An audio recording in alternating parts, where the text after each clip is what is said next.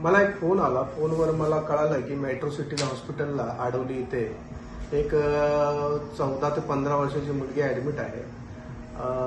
कळाल्यानंतर मी तिथे हॉस्पिटलमध्ये पोहोचल्यानंतर तिला विचारणा केली काय झालं, कारण तिने सांगितलं की उचक नाका येते डम्पिंग ग्राउंड मध्यंतरी मी तिथे डम्पिंग ग्राउंडचं एक आंदोलन छेडलेलं होतं. त्यांना एक वॉर्निंग दिलेली होती की तात्काळ ते डम्पिंग ग्राउंड बंद करण्यात यावं.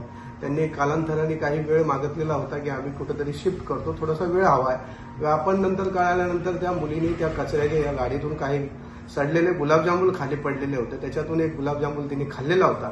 त्याच्यामुळे तिला इन्फेक्शन झालेलं होतं आणि त्यामुळे ती हॉस्पिटलमध्ये ऍडमिट होती. पण आपल्या या महाराष्ट्राची एवढी दुरावस्था आहे की आज लोकांना अन्न भेटत नाहीये. त्याच्यामुळं कचऱ्याच्या पडलेल्या गुलाबजामुन खाल्ल्यानंतर तिला इन्फेक्शन झालेलं आहे. अत्यंत दुःखद घटना आहे. तात्काळ हे डम्पिंग बंद करण्यात यावं आणि ते कायदेशीर त्या डम्पिंग आणि महानगरपालिकेवर कारवाई करण्यात यावी ही रिपब्लिकन पार्टी ऑफ इंडियातर्फे एक आव्हान आहे.